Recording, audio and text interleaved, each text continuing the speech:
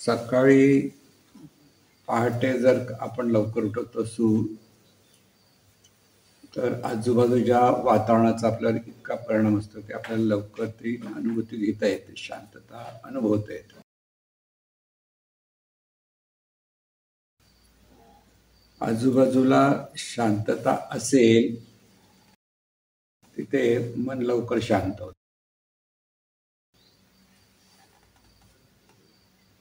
इथे साधनेला बसताना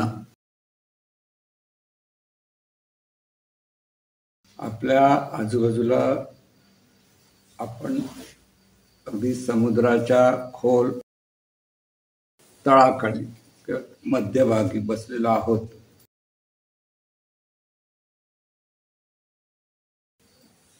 आजूबाजूला फक्त प्रशांत अशी अवस्था आहे. त्या प्रशांत अशा अवस्थेमध्ये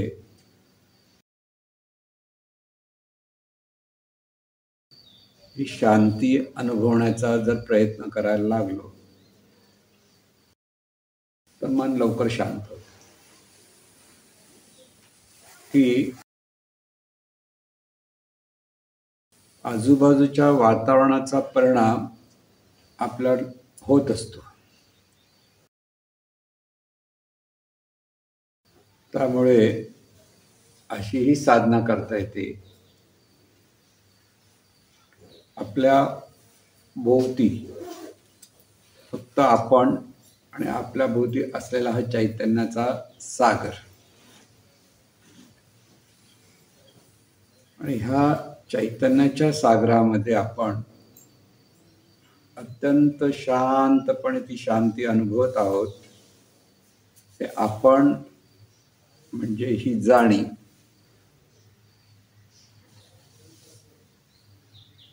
शांतपणे अनुभवता अनुभवता त्या शांतीमध्ये ती देहाचा अभाव करून राहते. देहाचा अभाव म्हणजे देह मी हा भाव तिथे उरत नाही, आणि त्या अनंत स्वरूपामध्ये ही जाणीव आहे. ह्या भावामध्ये जेव्हा शांतपणे ते अनुभवायला लागलं तरी मन शांत होतं.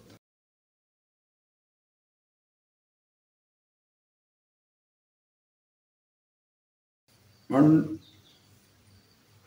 जेव्हा आपण घरी एकटे असतो त्यावेळेला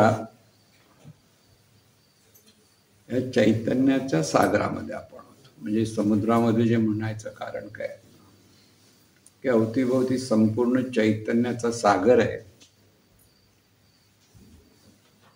आणि या सागरामध्ये ही जाणीव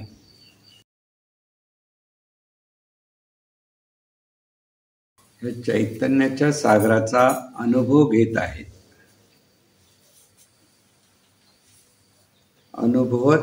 अनुभवत राहता राहता मन शांत होऊन जातं. मग तिथे निवांतपणा अनुभवता येतो. म्हणून संपूर्ण जगापासून अलिप्त, आता हे संपूर्ण जगापासून अलिप्त म्हणजे दृश्य जगत जे आहे त्या दृश्य जगापासून आपण ह्या चैतन्याच्या सागरात फक्त जाणत आहोत. ते म्हणजे फक्त चैतन्याच्या सागराचं अस्तित्व अनुभवत आहोत. आणि ते अनुभवता ती जाणीव ते चैतन्याशी एकरूप होऊन जाते, आणि त्यावेळेला तिथे निवांतपणा येतो.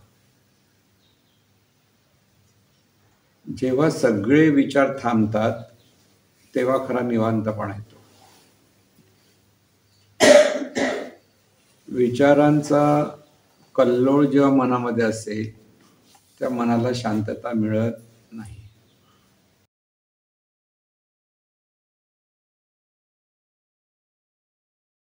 म्हणून विचार थांबले पाहिजेत. मग विचार थांबण्यासाठी आपण अशा खोल चैतन्याच्या सागरामध्ये आहोत आणि त्या सागराचा अनुभव घेण्याचा जितका प्रयत्न करायला लागू इतर कोणताही विचार राहणार नाही. फक्त अनुभवण्याच्या दृष्टीने ही जाणीव जाणायला लागेल तेव्हाही मनाला शांतता मिळते. म्हणजे बाह्य परिस्थितीचा आपल्याला वेगळ्या वेगळ्या अंगाने उपयोग करून घेता येतो.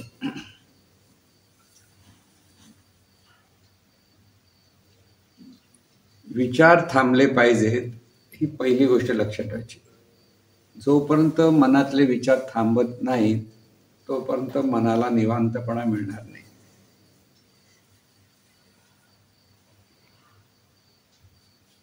मनाला निवांतपणा मिळण्यासाठी मनामध्ये जर अत्यंत प्रेममय भाव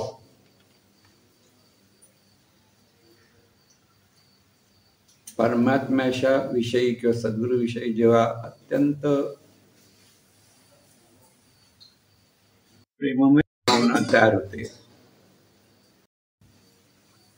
की तिथे फक्त त्या भावामध्ये दुसरे कसलेही विचार राहत नाही. तेव्हाही मन शांत होतं आणि निवांतपणा मिळतो. निराळ्या अंगाने हा निवांतपणा घेता येतो. या सर्व प्रक्रियेमध्ये जाणीव केवळ असणे पण अनुभवायला लागली की निवांतपणा येतो. जोपर्यंत जाणीवेला आपल्या स्वतःचं असणे पण अनुभवता येत नाही तोपर्यंत ती विचाराकडे वळत असते. कारण तिला सतत विचार करण्याची सवय आहे. आपण बाह्य जगतामध्ये जागृतीमध्ये जेव्हा सर्वांशी संबंधित होत असतो तेव्हा असंख्य विचार आपल्या मनामध्ये येत असतात.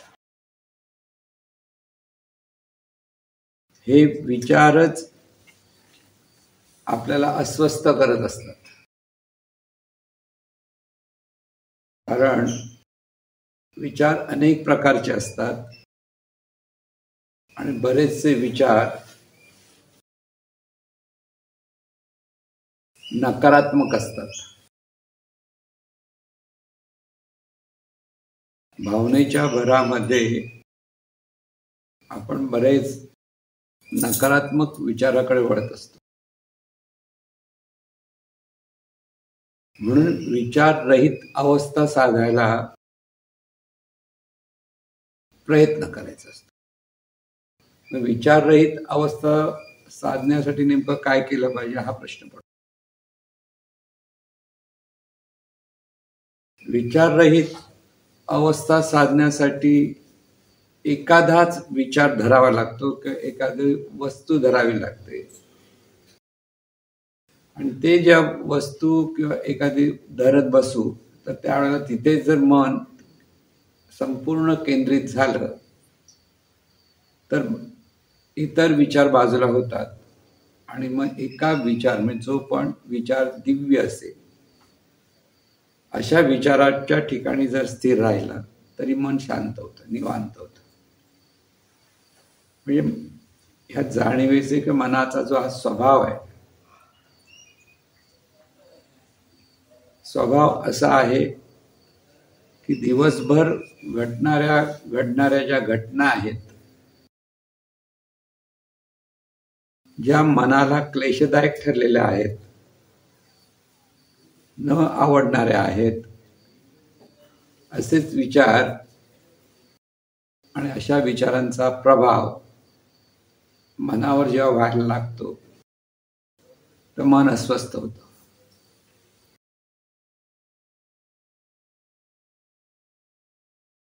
म्हणून काही वेळेला अत्यंत असं मंद असं संगीत सुद्धा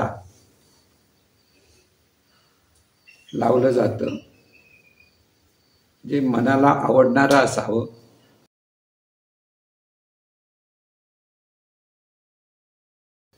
जर एखाद्या खोलीमध्ये आपण असू आणि तिथे जर सुगंध असेल मंद असं जर संगीत असेल आणि ते फक्त ऐकत राहण्याचा प्रयत्न जेव्हा ही जाणीव करते तेव्हाही निवांतपणा मिळतो. ह्या सर्व प्रक्रियेमध्ये जाणीवेने शेवटी निवांत होऊन स्वतःला अनुभवण्याचा प्रयत्न करायचा आहे, हे मात्र लक्षात ठेवायचं. जितकं निवांत निवांत होत जाईल जाणीव, आणि तेव्हा ही जाणीवेचाच अनुभव घ्यायला लागेल.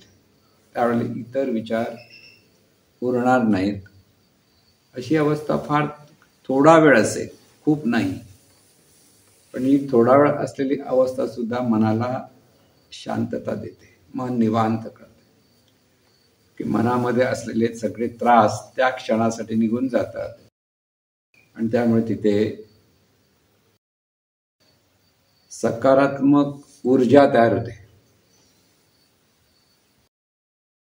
नकारात्मक विचाराने नकारात्मक ऊर्जा तयार होते तेव्हा मन अशांत असतं, अस्थिर असतं, आणि असं मन भरकटलेलं असतं. बऱ्याच वेळेला कधीतरी कुठच्या तरी भावनेत ते मग म्हणजे ते पण नकारात्मक भावनेमध्ये ते चित्र विचित्र विचार करायला लागते. म्हणून अशा वेळेला मनाला शांत करणं हाच त्याच्यावर प्रभावी उपाय आहे. म्हणून आता जे आपण प्रयोग सांगितले, अगदी मंद असं संगीत जर असेल किंवा आपल्याला आवडणारा सुगंध असेल आणि तिथे अत्यंत श्रद्धेने सद्गुरूंचं स्मरण किंवा सद्गुरूंची भक्ती अत्यंत शरणागत होऊन करता आली तरी मन शांत होतं. म्हणजे मनाला शांत करणं हे मनाच्याच हातात आहे. जोपर्यंत मन अनिष्ट भावनेने किंवा नकारात्मक भावनेने प्रभावित असतं तेव्हा तिथे विकार सतत निर्माण होतात, चिडचिड निर्माण होते. पण मन प्रशांत सागरासारखं शांत व्हायला पाहिजे, हे पहिलं प्रथम लक्षात घ्यायचं. की आपलं मन जितकं शांत शांत राहत राहील, म्हणजे नुसतं साधनेपुरती नाही, साधना झाल्यानंतर सुद्धा सर्वांशी संबंधित होताना स्थिर मनाने जेव्हा आपण सगळीकडे पाहू लागतो, सर्वांशी सकारात्मकतेने पाहायला लागतो, त्याही मनाला समाधान मिळतं, शांत होतं. म्हणून पाहण्याची जी कला आहे, ही कला आत्मसात झाली पाहिजे. कारण लोकांतामध्ये आल्यानंतर किंवा समाजामध्ये किंवा सर्व 2-4 लोकांमध्ये जरी आलो तरी त्यांचे विचाराचे परिणाम आपल्यावर होऊ न देणं, ही पहिली अवस्था आपल्याला साधता आली पाहिजे. जर शांतच राहायचे, स्थिरच राहायचे.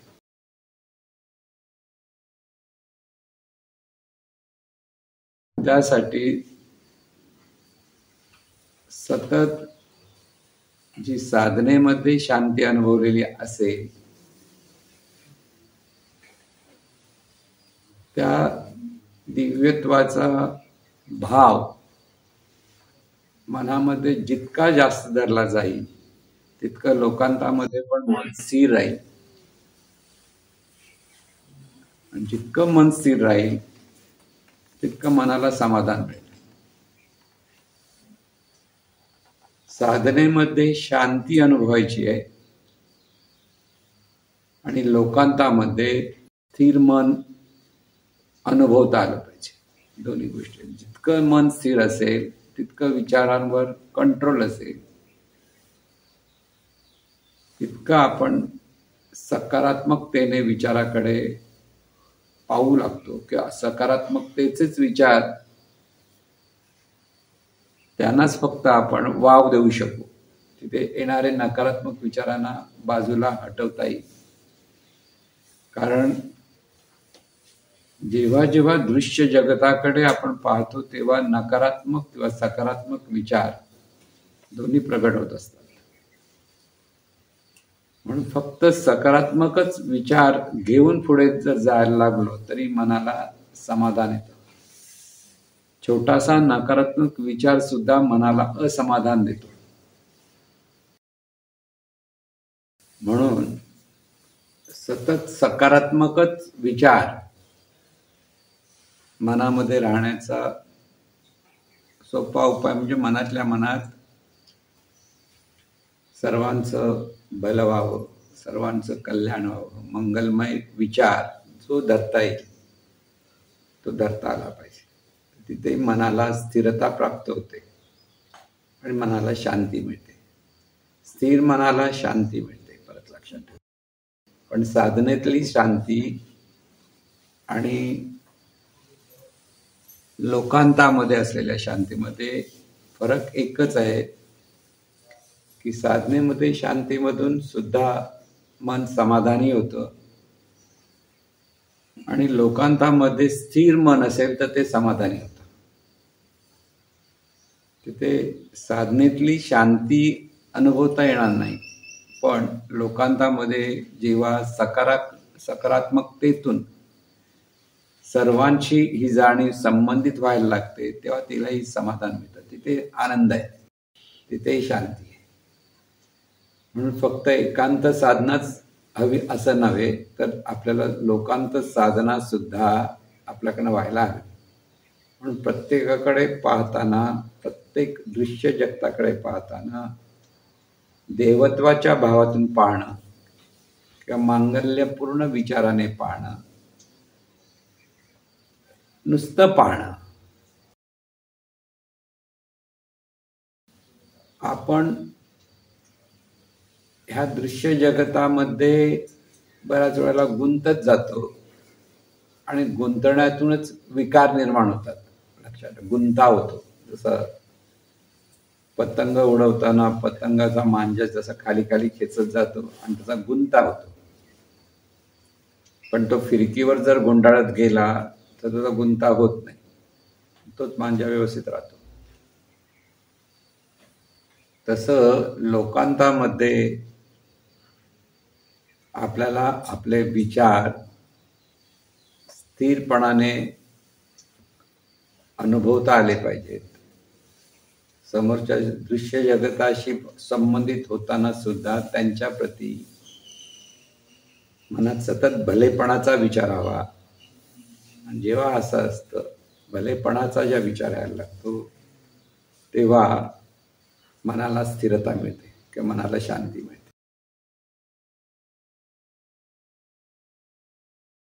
समोरच्या विचारांचा किंवा समोरच्याच्या कर्माचा प्रभाव आपल्यावर पडता कामा नये, इथे सावध राहिलं पाहिजे। प्रभाव पडत असतो, पण तो प्रभाव आपण किती घ्यायचा किंवा किती घेऊ नये हे साधकाला व्यवस्थित समजून घ्यावं लागेल। आपण कुटुंबात जेव्हा इतरांशी संबंधित होतो, त्या कुटुंबातल्या त्या सर्वांचा जर साधनेचा पिंड नसेल, ह्या अंगाने त्यांचा जर विचार नसेल, तर त्यांचे विचार वेगळे असू शकतात बरेच, आणि त्याचाही प्रभाव आपल्यावर पडत असेल तर त्यावेळेला सावध व्हायला हवं की ते प्रभाव पडता कामा नये। तर आपल्या ठिकाणी अंतरामध्ये अधिक हा देवत्वाचा भाव जितका दृढ करत जाऊ आणि त्यातून स्थिर मनाने जितके पाहत राहू, तितका बाहेरच्या प्रभावांचा विचार आपल्याला पडणार नाही। बऱ्याच वेळेला आपल्याला बाहेरच्या विचारांचा प्रभाव पडतो आणि मग त्याच्यातून आपल्याला मन अस्वस्थ होतं आणि त्याच्यातून विकार निर्माण होतात. म्हणून स्थिर मनाने पाहण्याचा अभ्यास, इथे सगळा अभ्यासच करावा लागतो. कारण मन हे अतिशय नाजूक आहे एका बाजूने, की जेव्हा साधनेचा अभ्यास साधक करायला लागतो ते इतकं नाजूक होऊन जातं की बाहेरच्या अनेक गोष्टींचा प्रभाव पटकन पडायला लागतो. ही सुरुवातीची अवस्था असते. सेन्सिटिव्ह म्हणतो आपण त्याला, की अत्यंत संवेदनशील मन होतं. चांगल्या गोष्टी पाहिल्या तरी मन अत्यंत संवेदनेतून, अर्थात तिथे चांगला परिणाम होत असतो. पण वाईट दृश्य पाहिली किंवा वाईट कृत्य पाहिली तर मनाला सहन होत नाही आणि तिथे परत मन अशांत होण्याची भीती असते. म्हणून केवळ पाहणं हा जो अभ्यास आहे, हे सर्व जीवनचक्र चालू आहे. हे सर्व विश्वाला व्यापून असलेलं जीवनचक्र आहे आणि प्रत्येक व्यक्तीच्या अवतीभोवती असलेलं जीवनचक्र आहे. आणि ते जीवनचक्र केवळपणे पाहत राहणं, जिथे उपाय आहे तिथे उपाय साधत राहणं, जे आपल्या हातातलं नाही तिथे फक्त शांतपणे पाहणं, असाही प्रकार नंतर होतो. आधी सुरुवातीला होणार नाही, पण नंतर जशी जशी साधना परिपक्व होत जाईल, मन जास्तीत जास्त स्थिर होत जाईल, तसतसं मनामधले विकार अतिशय विरळ होत जातील. पटकन रिॲक्ट होण्याचा जो स्वभाव आहे तो स्वभाव कमी होईल. आज पटकन रिॲक्ट होण्याचा जो आपला स्वभाव आहे, तिथे प्रतिसाद दिला पाहिजे असं आपण नेहमी सांगतो. त्याचा अर्थ मन स्थिर असेल तरच ते होतं. मनाला सवय लावली तर होईल. मनाला सवय लावायला लागते, प्रतिक्रिया द्यायची नाही. स्वतःला सांगत राहावं लागतं. प्रतिक्रिया द्यायला लागलो की मन अस्वस्थ होतं. म्हणून इथे कोणी 2 व्यक्ती 4 व्यक्ती जर असतील, त्यांचे विचार जेव्हा आपण ऐकतो तेव्हा आपण त्याच्यात पटकन प्रतिक्रिया द्यायला लागतो आणि त्या प्रतिक्रिया देण्यामध्ये मन बऱ्याच वेळेला अस्वस्थ होऊन जातं. म्हणून प्रतिक्रिया द्यायची नाहीये.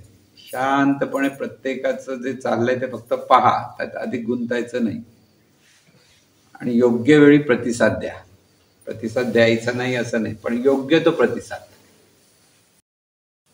की ज्या आपल्या बोलण्याने कोणाचं मन दुखावणार नाही किंवा नकारात्मक तो विचार असणार नाही. असेल तर तो सकारात्मकच विचार असेल आणि त्या पद्धतीने जर विचार करण्याची की बोलण्याची जर सवय आपण लावायला लागू तरी मन स्थिर होतं, मन शांत आहे. हे अनेक गोष्टी आहेत. मन अशांत होण्याच्या अनेक आहेत. सर्वात महत्वाचं म्हणजे अशांत मनच प्रतिक्रिया देतं.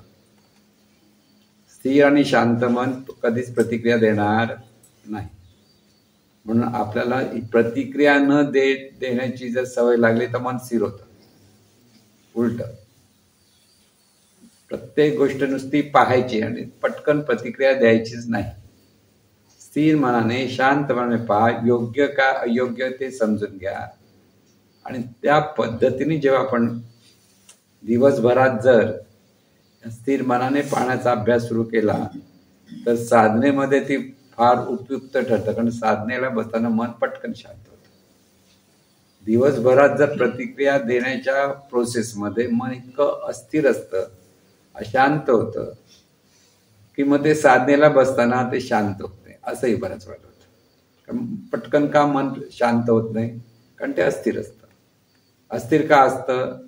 की दिवसभरामध्ये आपण अनेक गोष्टी इतक्या केलेल्या, ग्रहण केलेल्या आहेत, ऐकलेल्या आहेत, पाहिलेल्या आहेत, आणि ते आपल्या अंतर्मनामध्ये कुठेतरी खदगदत असतं. आणि त्यावेळेला साधनेला बसला आणि मन शांत झालं असं होत नाही, कारण अंतर्मन त्यावेळेला ऍक्टिव्ह व्हायला लागलं की आतून सगळे विचार बाहेर यायला लागतात. म्हणून त्याच्यावर उपाय काय? विचार येतात तर त्यांना येऊ द्यायचं असतं, त्यांना अडवायचं नाही, दाबायचं नाही, फक्त पाहायचंय. प्रत्येक विचार जर येतोय तो जाऊ द्या, त्याला जाऊ द्यायचंय, कारण त्यामुळे मन स्वच्छ होतं. कारण परंपरेने इतकी वर्ष आपण या अंतर्मनामध्ये किती विचार आणि किती संस्कार भरून ठेवलेले आहेत ते आपल्यालाच माहित नाही, पण ते आहे. म्हणून साधनेच्या वेळेला जेव्हा विचार येतात तेव्हा फक्त स्थिर मनाने, शांत मनाने म्हणता येणार नाही, पण ते फक्त पाहण्याचा अभ्यास केला पाहिजे. पाहण्याचं म्हणजे तिथे पाहायचं पण नाहीये, ते येतात एवढंच कळतं आणि जाऊ द्यायचं. तिथे चिंतन करायचं नाही की ते असं का तसं का विचार करायचा नाही. ते बाहेर पडतायत तितके चांगले आहेत, कारण त्याच्यातून अंतर्मन स्वच्छ होणार. कारण शेवटी देवत्वाचा विचार जितका आपण दृढ मनाने धरायला लागू तितकं हे जाणीवेचं शुद्धीकरण होते. साधकाने स्वतःला नेहमी निश्चयपूर्वक सांगत राहिला पाहिजे की आपल्याला रागवायचंच नाहीये, रागवायचंच नाही.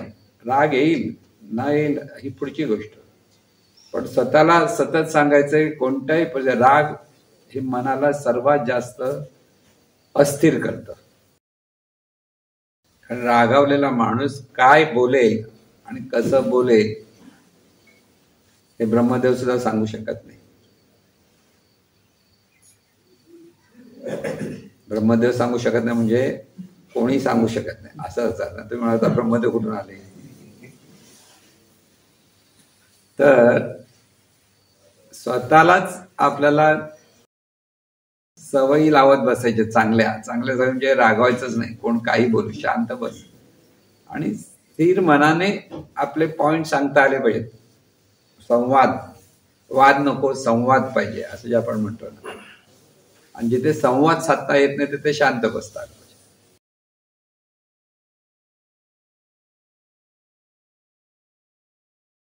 आणि म्हणून प्रतिसाद द्या, प्रतिक्रिया द्यायची नाही. स्वतःला सांगत राहा, स्वतःलाच सांगायचंय, अंतर्मनाला सांगत राहायचं, स्वतःलाच आपल्या ठिकाणी. जसं देवाचं स्मरण पाहिजे तसं आपल्याला प्रतिक्रिया द्यायची नाही. स्थिर मनाने, शांत मनाने, समाधानी मनाने आपल्याला जर जीवन जगायचं असेल तर प्रतिक्रिया द्यायची नाही, हे पहिलं कळलं पाहिजे.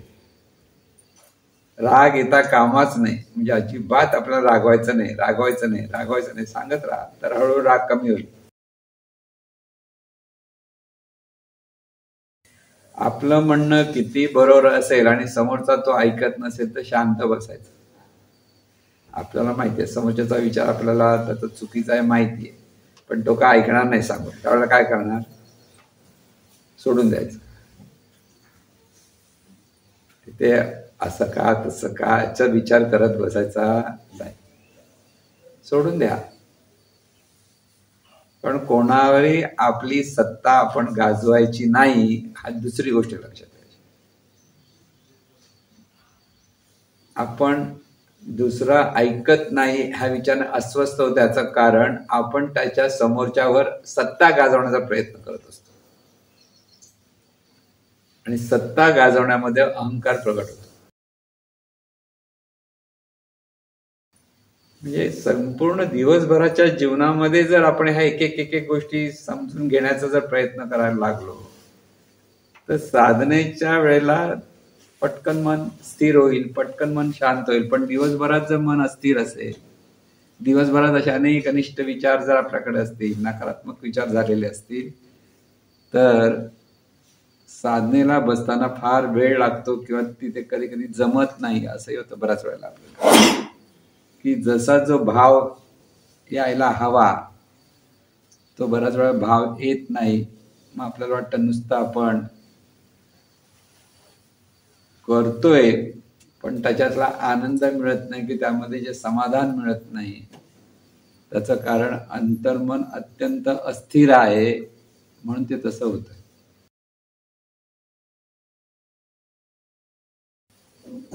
बऱ्याच वेळेला आपल्याला सर्वांबद्दल तक्रार करण्याची बरीच सवय असते. अनेकांबद्दल आपण तक्रार करत असतो, ह्याने असं केलं, त्याने तसं केलं, त्याने तसं केलं. तिथेही कुठे गुंतायचं नाही. तुमची सत्ता जगावर नाही, हे पहिलं लक्षात ठेवा. आपली सत्ता जगावर असते. तेव्हा त्याने असं केलं, ह्याने असं केलं, याला शिक्षा केली पाहिजे, ह्याला ते केलं पाहिजे, असं जे आपण म्हणत असतो, तेथे मन आपलं अशांत होतं.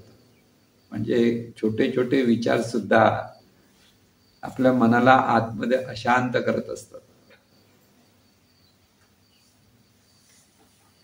म्हणून ह्या सगळ्या गोष्टीपासून अलिप्त व्हायचं. अलिप्त व्हायचं म्हणजे नेमकं काय? माणसांपासून अलिप्त नाही व्हायचं, अविचारापासून अलिप्त व्हायला पाहिजे.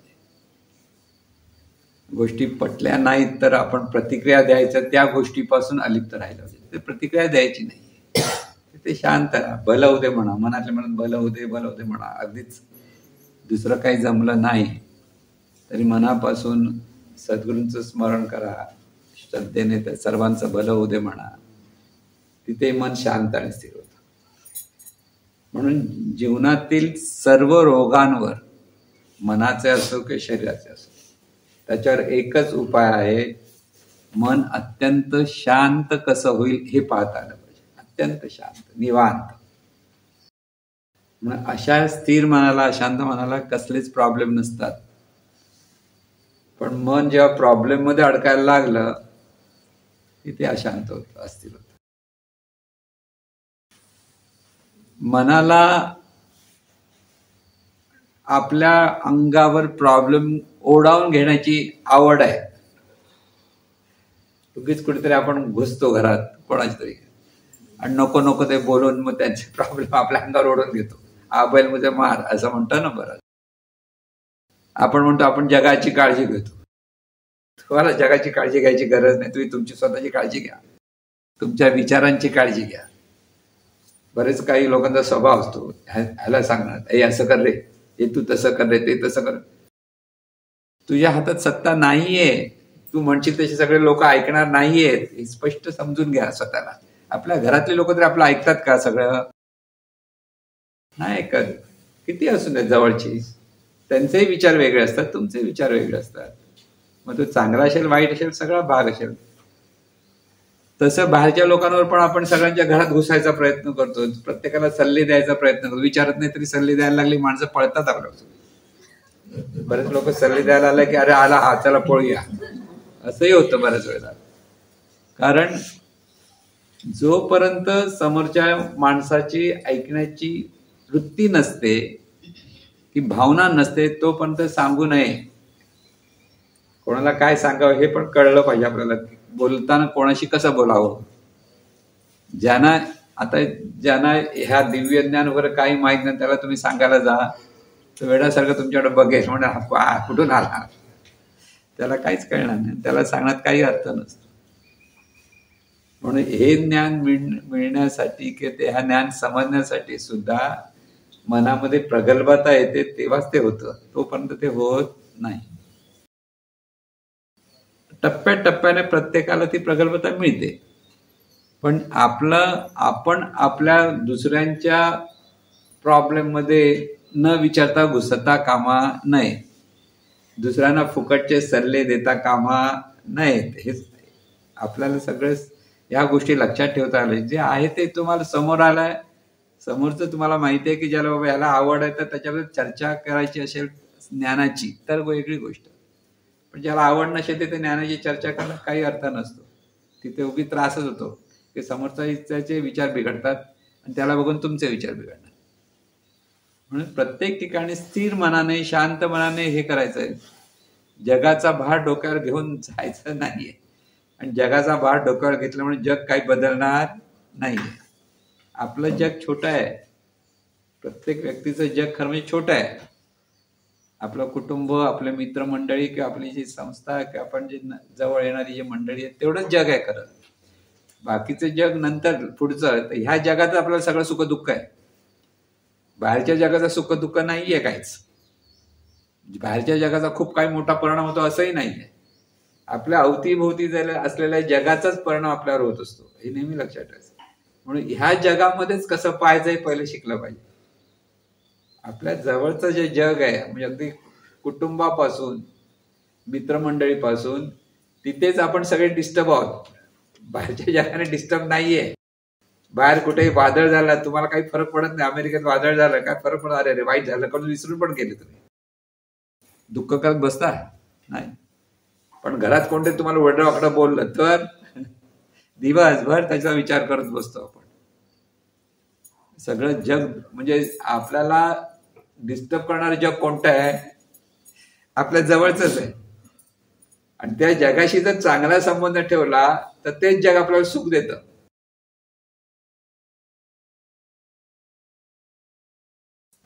म्हणून ते जग सुख देतं. कोणतं जग? जेव्हा तुम्ही कशा पद्धतीने त्यांच्याशी संबंधित होतात ते जग तुम्हाला सुख देतं. चांगल्या पद्धतीने संबंधित झालं तर जग सुख देईल.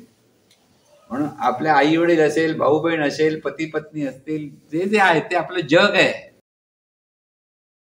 आपल्या वाटाला आलेलं प्रारब्ध आहे. आपल्या जवळची सगळी माणसं कोण आहेत? आपलं प्रारब्ध. तुमचं प्रारंभ चांगलंय. प्रारंभ चांगलंय, तुम्ही आमच्यावर. तर नेहमी लक्षात दोष समोरच्या देऊ नका, आपल्या कर्माकडे लक्ष द्या. अरे इथे आता आपल्याला प्रारब्ध जर अशुभ असेल तर सुधारलं पाहिजे, शुभ असेल तर चांगली गोष्ट आहे. दोन्ही गोष्टी. म्हणून हे सगळ्यात सावध राहायचं तर आपल्या जवळच्या जगाकडे सावध राहा. जग सुखी झालं पाहिजे म्हणाला बरोबर आहे तिथपर्यंत, पण खरे सुखी कोण झाले पाहिजे? आपल्या अवतीभोवती जग सुखी झालं पाहिजे. ते जर दुःखी झालं तुम्ही सुखी होऊ शकत नाही. मग घरातला एखादा आजारी पडला, सगळ्यांना प्रेशर येतच ना, कमी जास्त प्रमाणात धावपळ येते, सगळं येतं. म्हणून ह्या जगासाठी प्रार्थना म्हणा, पुढच्या आपल्या जवळच्या जगासाठी. ईश्वर सर्वांना चांगली बुद्धी दे. आपल्या जवळच्या जगाला पहिलं. म्हणून एकेकाचा चेहरा पाहत पाहत प्रार्थना म्हणणं मनापासून, खरोखर मनापासून. म्हणजे असं नाही की आपल्याशी वागलं पाहिजे चांगलं म्हणून, असं नाही म्हणत. त्यांचं भलं झालं पाहिजे. प्रत्येकाचे विचार वेगळे वेगळेच असणार, हे पहिलं पक्क बसवा. आपला विचार आणि अगदी पती पत्नी असले तरी दोघांचे विचार वेगळे असतात. भाऊ भाऊ असले तरी विचार वेगळे असतात. भाऊ बहीण, मुलगा, कोणी असो, प्रत्येक जण वेगळा वेगळाच विचार करतो. वेगळा विचार करण्याचा पिंड आहे.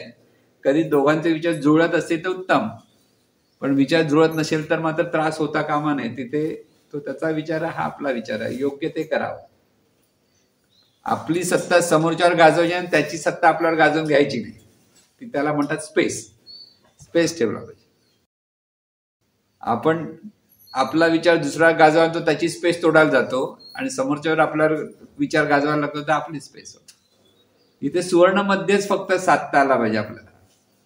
कोणते योग्य विचार आहेत ते घ्यायचे. काही वेळ विचार आपल्याला पटले नाहीत तरी बाबा ते सांगता योग्य आहे, इथे वाद होणार नाही म्हणून ते घ्या की मोकळे झालात. नाहीतर दिवसभर मन आपलं अशांत राहील. म्हणजे अशांत राहण्यासाठी कुठे बाहेर कुठे जात नाही आपण, आपल्या जवळच्या जगातच अशांत असतो आपण. ही वस्तुस्थिती आपल्याला लक्षात घेता आली पाहिजे. सगळं अस्थिर मन कुठे होतं? हे जवळच्या जगाशी संबंधित आपण कसे होतो. आणि ते संबंधित होताना समोरच्याचा दोष नाही आहे, आपला दोष आहे. आपण त्यांच्याशी बरोबर समरस होत नाही की ते कसं आपण समजून घेत नाहीये, हे आपल्याला लक्षात आलं पाहिजे. म्हणजे ह्या सगळ्यातून मन शांत होतं. म्हणजे मन शांत व्हायला एकच गोष्ट आपण सांगू शकत नाही की आपण डोळे बंद केले की शांत झालं, असं नाही होणार. अनेक गोष्टी आहेत. अनेक जीवन म्हटलं की अनेक अंगाने चाललेलं आहे, पण सगळ्यात जास्त प्रभाव असतो तो आपल्या जवळच्या जगाचा प्रभाव असतो, हे लक्षात ठेवा. म्हणजे इथे हे जग तयार झालं, इथे तुम्ही लवकर शांत व्हा. घरी गेल्यानंतर पटकन शांत व्हायला हे सांगता येणार नाही. हा प्रभाव आहे, इथल्या वातावरणाचा प्रभाव आहे. आपण चांगल्या विचारातून पाहण्याचा प्रभाव करतो आहोत. आपल्याला काही गोष्टी आवडत आहेत, काही नवीन ज्ञान कळलं म्हणून अधिक आनंद होतोय. ह्या सगळ्याचा इतका प्रभाव असतो की मनामध्ये एक वेगळी ऊर्जा तयार होते. आणि ही ऊर्जा आपल्याच मनामध्ये, प्रत्येकाच्या मनामध्ये तयार होते. तर तुम्हाला एकदम शांत वाटतं, बरं वाटतं. आता घरी गेल्यानंतर परत ती ऊर्जा कामावर जाणार, आजूबाजूच्या तिकडे काय सगळ्या गोष्टी पाहणार, आणि त्यामुळे जी सकारात्मक ऊर्जा असतो त्याचा प्रभाव परत कमी पडतो. परत सकारात्मक ऊर्जा निर्माण व्हायला परत साधना केली पाहिजे. परत ह्या सगळ्या गोष्टी लक्षात ठेवून सकारात्मक ऊर्जेतून आपल्याला जीवनाकडे पाहता आलं पाहिजे. म्हणून कोणावरही सत्ता गाजवायची नाहीये. योग्य तो विचार करण्याची सवय आपल्याला लावता आली पाहिजे. पण त्यासाठी शांत आणि स्थिर मनाचीच आवश्यकता असते. परत लक्ष, हे सगळं करायचं का? मन स्थिर असेल तरच ह्या गोष्टी लवकर होतात. नाही तर अस्थिर मन असेल तर सगळीकडे सगळ्या चुकीच्याच गोष्टी दिसायला लागतात. सगळ्या समोरचा चुकतोच कसा हेच आपण बघायला लागतो. आपली दृष्टी तशी असते म्हणून त्या सगळ्या चुकीमध्ये आपण अडकत बसतो. तिथे चुकत असेल नसेल आपल्याला लगेच पटकन अलिप्त होता आलं पाहिजे, की नुसतं पाहता आलं पाहिजे, नुसतं स्थिर मनाने पाहता आलं पाहिजे. त्याच्या पुढे काही जायची गरज नाही. असेल तर मन जागृतीमध्ये, लोकांतामध्ये, आनंदात राहतं आणि योग्य ती ऊर्जा आपल्याकडे असते. शेवटी मनामध्ये ती ऊर्जा निर्माण व्हावी लागते. या सगळ्यातून काय होतं, मनामध्ये सकारात्मक ऊर्जा तयार होते आणि सकारात्मक ऊर्जेतून पुन्हा आपल्या मनाला शांतता अनुभवता येते, आनंद अनुभवता येतो, किंवा समाधान अनुभवता येतं. ह्या सगळ्या गोष्टी प्रभावित होत असतात. परत लक्षात. आणि म्हणून सतत आपल्याकडे सकारात्मक ऊर्जा निर्माण होण्यासाठी आपल्याला हा दिव्यत्वाचा, दिव्य ज्ञानाचा अभ्यास पुन्हा पुन्हा पुन्हा पुन्हा करावा लागेल. एका दिवसात ते होणार नाही. तरी पण जितका अभ्यास आपण करत जाऊ तितकी आपल्या मनामध्ये ही सकारात्मक ऊर्जा तयार होत जाते आणि त्याचा आपल्या जीवनामध्ये अधिक चांगला उपयोग होतो.